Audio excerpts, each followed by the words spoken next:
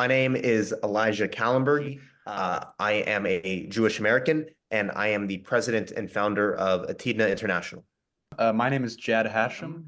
I am Palestinian American. I am a student at the University of Texas, just like Elijah, and I am the vice president of ATIDNA International.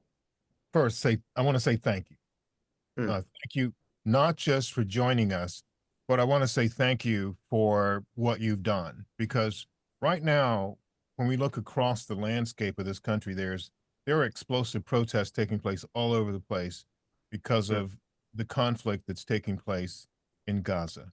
And I think some other issues as well that are linked to that. So first, would you please give me a sense of what it is that you guys have come together and formed?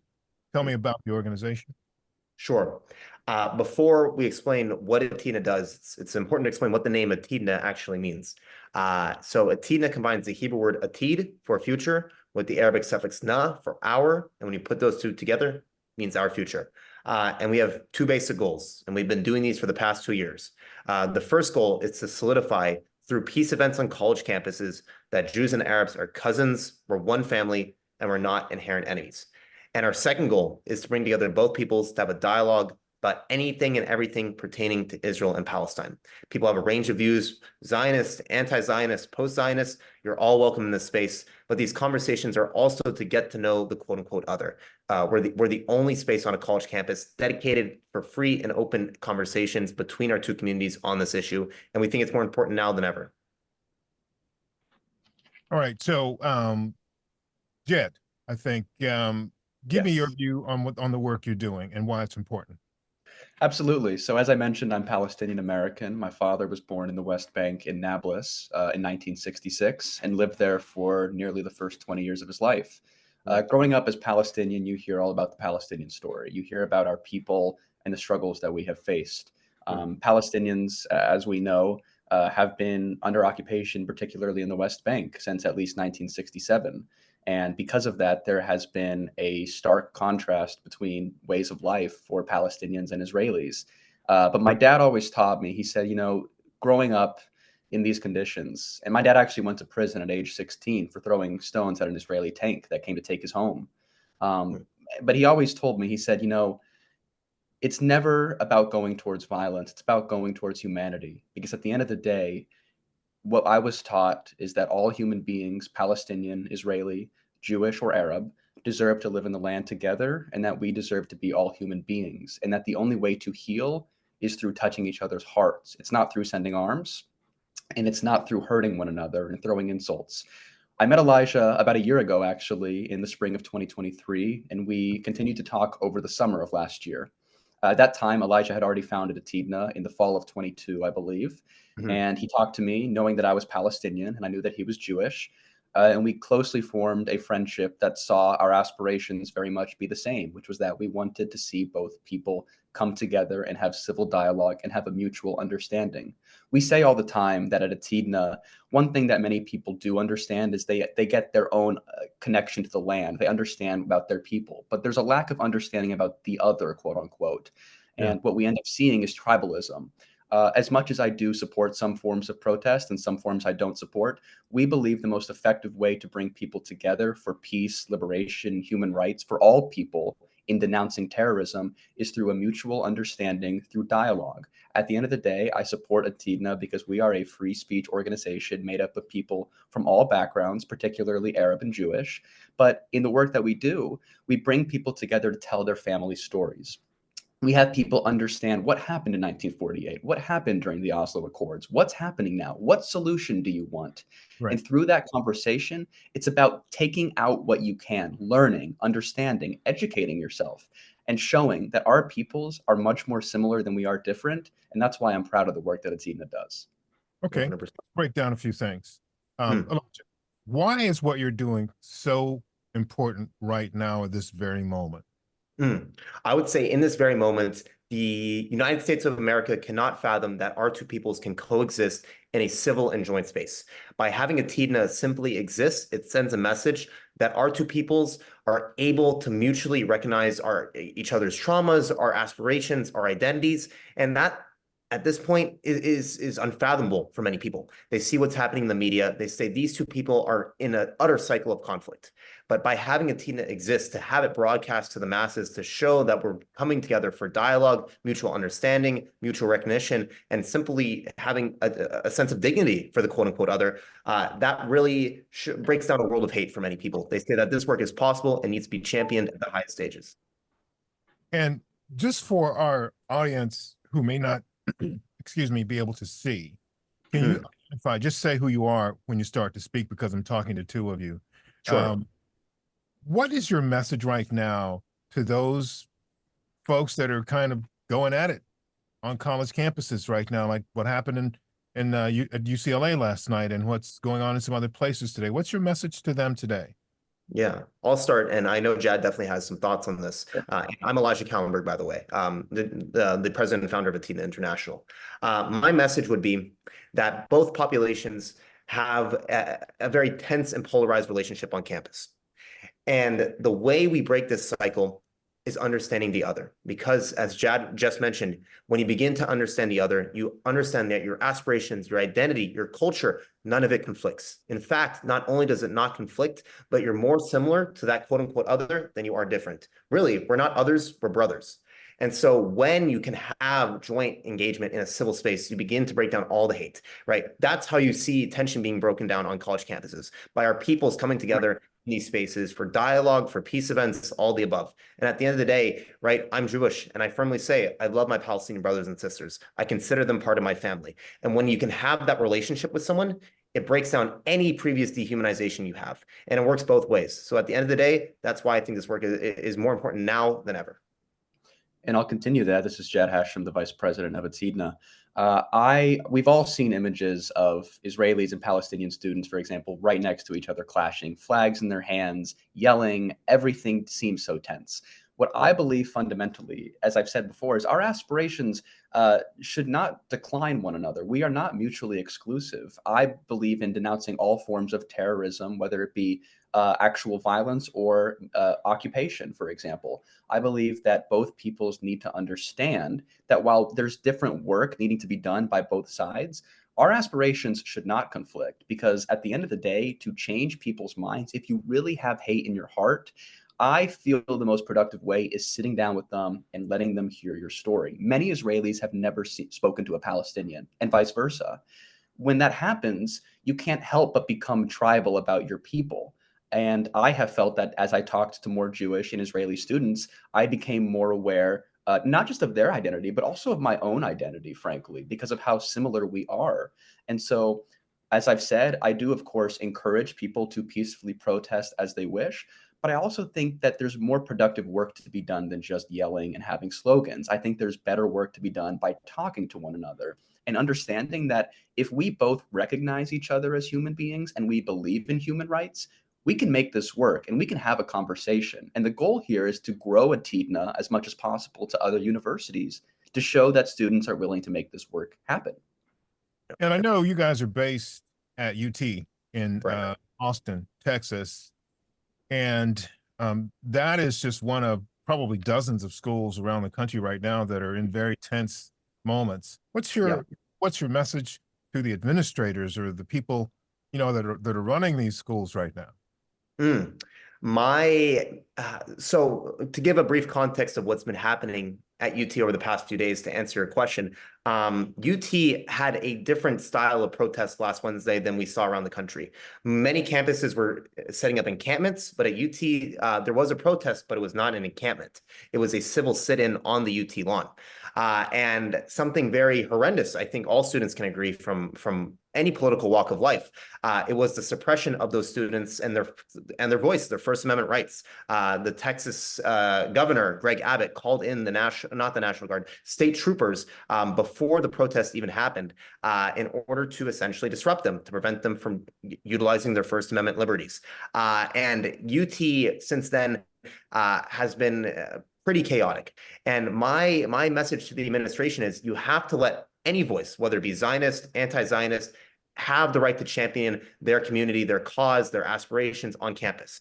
We at ATIDNA, we have a very consistent standard. We think that any organization, whether they're Zionist, anti-Zionist, Jewish, Palestinian, or other, has a right on campus to voice their opinions. And we think that trying to attack any one of those voices is very antithetical to the values of free speech. And it's very antithetical to the values of academic freedom. A university space is meant to be a place for heated, not necessarily heated, but civil debate. And honestly, championing any discourse that you might find uncomfortable, this is the place where it should be happening. So my recommendation to both the administration and also state officials who might be listening is simply let our peoples voice ourselves, right? When we are able to hear that voice, whether it be through a protest or a civil dialogue, that's when understanding can occur.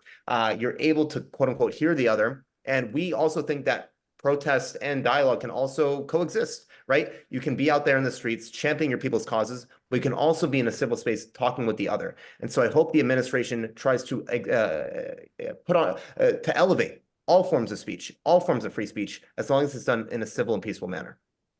And I'll just respond to that very briefly. This is Jadd Hashem speaking. I agree 100% with Elijah here. We both believe that the administration, particularly UT President Jay Hartzell, but then also the Texas Governor Greg Abbott, have been completely dropping the ball on this. The protest we saw on Wednesday, that was again meant to be more of a sit-in type of movement with arts and crafts, guest speakers, and study sessions.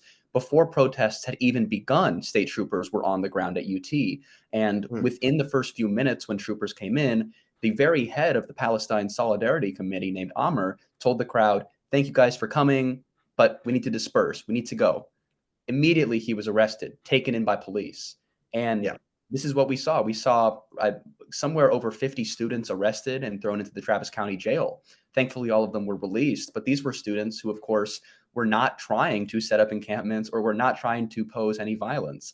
And I should say again, this is a governor who has been very inconsistent on his idea of free speech. He has already in the past tried to, actually made efforts to, at times, expel students or has threatened to expel students for using certain slogans, Palestinian slogans, deemed anti-Semitic. And I disagree about them being anti-Semitic. But frankly, I think there also still would be a violation of free speech, even if that had been the case in a non-threatening sense. But at the same time, what we see with our governor is that he quickly decided to deploy troops when a protest had not even begun. And this saw students arrested. Just yesterday, there was another massive protest where it was another kind of violent clash where students were maced, pepper spray was in the air, and troopers came in. And this was another example of the governor coming in and suppressing a protest. And I have many Jewish friends, secular and Orthodox, who have told me that in their times at the UT protest in particular, they have not faced any anti-Semitism. I know the people of PSC, these are great people who are strictly criticizing the state of Israel and have not made any chants or any signs that threaten our Jewish students. And I can, again, use our Jewish students who have talked to me personally as an example of that. And so it's extremely disappointing. And we're willing to work with the university if they would like to talk to us. But as of now, of course, we're not giving them a pass for how they've handled things. What about what you're seeing at other places, like here in Washington at GW? There have been other schools in Virginia and Maryland and, Wisconsin, Forest, California, all over the country. The protests seem to be organic and unique. They're different. The ones in New York have been particularly, I guess, difficult to watch at least. What about what you're seeing there? Why do you think this is happening this way? Why are we seeing these organic and unique protests pop up? Are they in support of the broader issue that's happening in Gaza, or is it your issue? Is it what's happening based on what you're talking about? Yeah. So I would say it's more or less springing from what happened at Columbia. Columbia is typically a trendsetter when it comes to these issues. In 1968, they led the charge when it came to Vietnam. They led protests against apartheid South Africa. And so now they've taken the forefront on Israel-Palestine. What many campuses across the country are specifically protesting for, whether it be through typical protest or through encampments is the concept of divestment. Many universities have relationships with their endowments with weapons manufacturers that are profiteering from what is happening in Gaza. And that is, it's an issue many students, Palestinian and others, have taken deep offense to. And they rather their university not be violating certain ethical and moral codes, and they think their university should be divesting. And so that is, I would say, the overarching unifying issue for every protest across the country. It's the concept of divestment. But I will say, protests have grown because of what we saw at places like at UT, like at Emory, where people might not really know what's happening in Gaza or Palestine, but they see suppression of their fellow students, right? Their civil liberties being revoked for being peaceful protesters. And so many students are coming out to fight for their fellow students, to come out to these protests to say, what happened to my fellow students is wrong. I may not know a lot about what's happening in Gaza or Palestine, but I will come out to a protest to champion the rights of free speech of my brothers and sisters on campus. And so I think it's a mix. I think a lot of the protests in their creation are for the concept of divestment, but how they're manifesting now, it's a host of other issues. It's both Palestine, it's civil liberties of American students, it's how the administration's handling issues. Many issues are being encompassed within what's currently happening. I don't have much to add on that. Pretty much Elijah echoed everything there. Yeah, I would like to ask you though, Jadd, when it comes to the issue of divestment, and you know, the universities supporting themselves, are you looking at the possibility that if they did do that, then many of the programs that they're running might suffer? What's your view on that?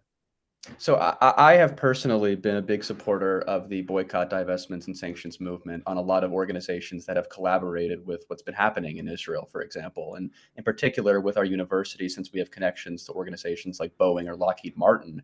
There's obviously a big concern there for what we are doing personally to help sustain what many would call a genocide, or at least the bombardment of Gaza. And so in my perspective, I think what students see first and foremost, also as a Palestinian, is that people are willing to see certain programs, I don't want to use the word suffer, but I guess take a hit for the more moral good, the actual empathetic stance, which is to say that at the end of the day, we want to at least see our university divest from groups that help fund militarized weaponry. And as a result, I think people are willing to take a hit at certain things at the university just because they see it as kind of as a greater good there, and they're willing to accept the kind of the opportunity cost that could result from that. All right, Elijah, and feel free to elaborate on that too, but I want to ask you about the nuts and bolts of ATIDNA. For sure. Are you the same ATIDNA that is based in Haifa, or are you a different and unique ATIDNA? But tell me about the nuts and bolts of your group. How many people are involved? How often do you, I know you've been together for a while, but just give us a little bit more about what you do on a regular basis, on the regular, when you're not in a situation like this. For sure. To start off, we are not related to the group based in Haifa that also shares the name ATIDNA. They are called the ATIDNA Association, and we are ATIDNA International, so two completely unrelated organizations. Regarding day-to-day activities of ATIDNA, we every 3 weeks try to host a dialogue session. We bring together Jewish, Arab, Israeli, and Palestinian students to talk about any topic that's relevant. It could be a current events issue, it could be a historical issue, it could be a philosophical issue, something related to Israel-Palestine, but getting both groups in a common space to discuss it is our end goal at the end of the day. We also, every semester, try to host one large peace event. Last semester, for example, the event we held was a joint vigil on November 7th, which is the 1 month anniversary of October 7th. And the vigil was to honor all innocents, Israelis and Palestinians who had had their lives taken. And our basic premise was to get Jewish and Arab students in the same room as a family to mourn for the other, right? We had faith leaders from Muslim, Jewish, and Christian backgrounds. We had Israeli and Palestinian students speak. Jadd and I were both speakers. We had professors speak. Overall, it's just supposed to be an event to unify the community. And so that's just one example of peace events that we do. Another great example was this semester, Jadd and I actually set up a table between an Israeli festival and a Palestinian counter demonstration against the festival. And our table had a sign that said, "One Palestinian, one Jew, two brothers, ask us anything," inviting anyone from the UT community who might be going to the festival or to the protest to come sit down and talk with us. And that has been the day-to-day activities, right? We host those dialogue sessions and those peace events, and that really takes up most of our time. Jadd, how did that go? The one Palestinian, one Jewish guy, ask us anything. How did that go? So yeah, I mean, and we should say in particular, this Israeli festival is known as the Israel Bloc Party, which is organized by the Texas Hillel. This organization is the largest on-campus event for Israel nationwide in the United States. Yeah. Period. End of story. And so this was naturally going to be a contentious time. And every year this is hosted and there is a protest by the PSC. But this year, of course, we were expecting massive turnout on both sides, and we were correct. I'll be honest, both Elijah and I were definitely nervous to do this because we didn't know what would happen. We ended up setting up our table, and we were there for about 3.5 hours. And I would say for 90% of this time, it was very good, very productive. We had both Palestinians and Israelis, also Arabs and Jews come up to us, and we had civil dialogue. Sure, we disagreed on things here and there, but we all agreed that the two peoples, not only are they not going anywhere, but they shouldn't be going anywhere. They should both be in the land. And of course, like I said, we differ on one-state solution, two-state solution, things like this, certain borders, but we understand the main concepts. The only time it was tense is when we had one girl in particular who was Israeli, who was actually in Israel on October 7th and survived the massacres by Hamas. She was very emotional and not very happy with the work that we did. She was very firm in her belief. And in fact, her words were that most Palestinians are terrorists and want to kill Jews. I then asked her if, as a Palestinian myself, sitting with Elijah, a Jew, if I wanted to kill Jews, and she could not even answer the question whatsoever. She couldn't even say no to that. Soon as conversation went on, more Israelis began to gather around us, more extreme Zionist Israelis. And at one point, we had probably close to 40 or 50 Israeli Zionists who were around us, mostly going after Elijah, because as a Palestinian, they don't really have much to say to me already. But as Elijah, who's Jewish, he was attacked. He was called a capo, a Jew who would sell out other Jews in the Holocaust. And he was given very, very harsh remarks. I actually had to go into the Israel Bloc Party to grab the rabbi who was actually very much in favor of our event. I had to grab him to come over and to settle things down because we knew that he would be the one to help things calm down. And in about 5 minutes or so, things began to slow down and people left. And eventually it was clear. But that was a tense moment. And so we knew something like that could happen. Thankfully, there were no physical altercations between anybody, between the Bloc Party and the PSC. It was actually very well managed, I believe, by both sides in making this work without anybody getting hurt. But for the most part, we had very civil dialogue and we had a great time doing it, although it was nerve-wracking. And it was a success. Yep. Listen, guys, thank you so much. And I just want to say thank you so much for taking time to do this. And you guys are out of sight. I got to tell you, man, you guys are totally out of sight. This is absolutely what life is all about from my perspective. You two guys have nailed it. Thank you. You are the best. Thank you so much. We appreciate everything. Means a lot, JJ. It really does. Thank you, Mr. Green. Absolutely.